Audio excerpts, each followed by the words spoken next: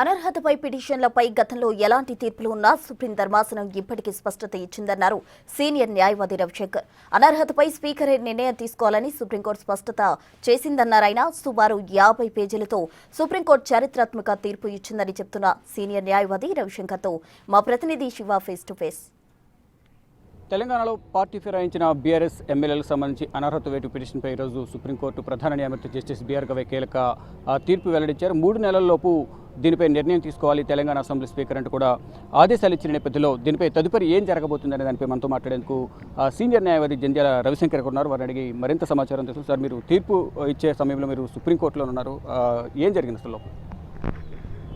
ఇవాళ ఆ కేసు వచ్చినప్పుడు దాని మీద జడ్జిమెంట్ ఇస్తూ సుప్రీంకోర్టు గతంలో 1983 ఆ ప్రాంతాల్లో ఈ యాంటీ డిఫెక్షన్ లా వచ్చినప్పుడు దాని ఆబ్జెక్ట్ అండ్ రీజన్స్, అట్లాగే ఆబ్జెక్ట్ అండ్ రీజన్స్తో పాటు ఆ రోజు పార్లమెంటేరియన్స్ చేసిన డిస్కషన్స్, వాళ్ళ డిబేట్స్లో పార్టిసిపేట్ చేసిన వాళ్ళు మాట్లాడినవి అన్నీ కూడా పరిగణనలోకి తీసుకున్నాము.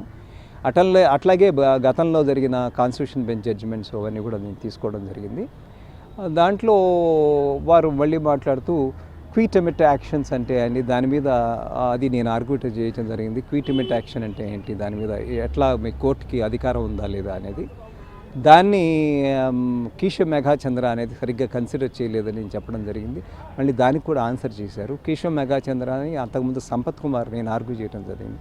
సంపత్ కుమార్ 5 జడ్జిలు పంపించినప్పుడు దాంట్లో జరిగిన విషయాలు ఏంటి, దాంట్లో ఉన్న నారిమన్ అనే జడ్జి మళ్ళీ కేశవ్ మేఘాచంద్రలో కూర్చున్నదని ఆ విషయాన్ని కూడా ఉటంకించడం జరిగింది.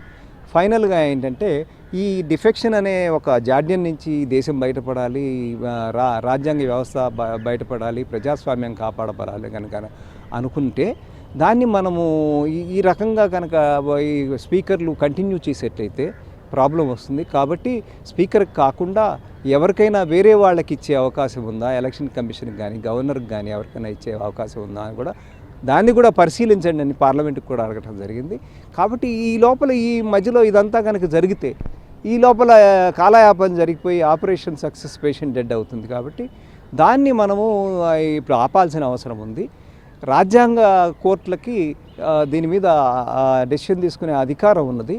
రెండోది స్పీకర్ అనే స్పీకర్ కాదు, అతను ట్రిబ్యునల్ అంటే కోర్టు ఇచ్చే డెసిషన్స్ తీసుకోకపోవటానికి కానీ దానికి కూడా డిసైడ్ చేసే అధికారం మాకుంది. కాబట్టి ఈయన డెసిషన్ తీసుకోవట్లేదు కాబట్టి తీసుకో అని చెప్పే అధికారం మాకుంది అని చెప్పడం జరిగింది. అంటే ఆయనకి ఎటువంటి అధికారాలు? 3 నెలలు టైం ఇచ్చారు కాబట్టి 3 నెలలు సాధ్యపడే అవసరమా? ఆయనకి ఎటువంటి అధికారాలు ఉన్నాయి?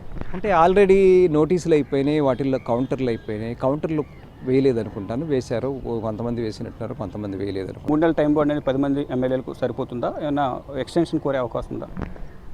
అది ఎక్స్టెన్షన్ కోరటము అనేది తర్వాత ఫర్దర్గా అది వారు తీసుకోవాల్సిన డెసిషను. ఎందుకంటే గతంలో కూడా మహారాష్ట్రలో కూడా ఎక్స్టెన్షన్ కోరినట్టు మనం చూసాం కదా, గతంలో ఎక్స్టెన్షన్ తీసుకున్నారు.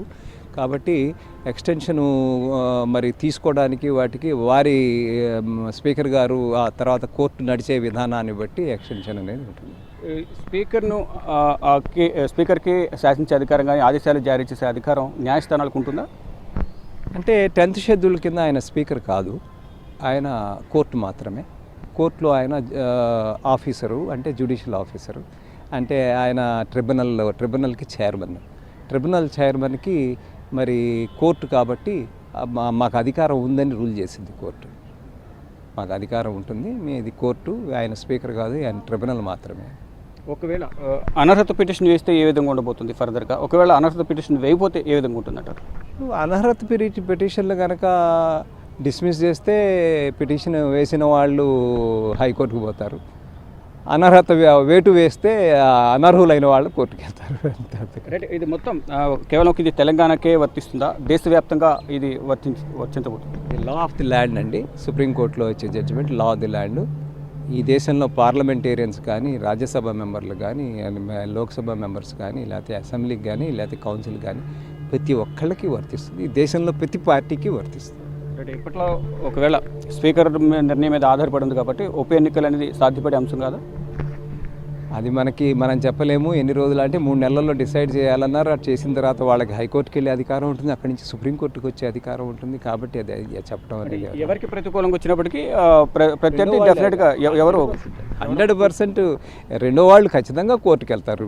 కోర్టు ఇప్పుడు మాకు ఎట్లా అయితే డిసైడ్ మాకు పవర్ ఉంది నీ జడ్జిమెంట్ మీద అని చెప్పారో, అలాగే స్పీకర్ జడ్జిమెంట్ మీద ఎవరైనా మళ్ళీ హైకోర్టుకి వెళ్ళొచ్చు, ఎవరైనా మళ్ళీ సుప్రీంకోర్టుకి వెళ్ళచ్చు. స్పీకర్పై పార్లమెంట్ కూడా ఒక చట్టం చేయాలి అనేది ప్రధానంగా పార్లమెంట్ నిర్ణయం తీసుకోవాలనే వ్యాఖ్యలు కూడా జస్టిస్ బిఆర్ గవై చేశారు. అయితే ఈ వాదనల సందర్భంగా ప్రధానంగా 3 నెలల్లోపు దీనిపై నిర్ణయం తీసుకోవాలని ఆయన తెలిపిన నేపథ్యంలో ఆయన స్పీకర్ ఎటువంటి నిర్ణయం తీసుకుంటారు, తీసుకున్న నిర్ణయాన్ని బట్టి ఇటు అనుకూలంగా ప్రతికూలంగా వస్తే మాత్రం ప్రతికూలంగా వచ్చేవారు మళ్ళీ కోర్టుకు వెళ్ళే అవకాశం డెఫినెట్గా ఉంటుంది అనేది ప్రధానంగా సీనియర్ న్యాయవాది జంధ్యాల రవిశంకర్ చెప్తున్నారు. కెమెరామెన్ కనీకుమార్తో శివ.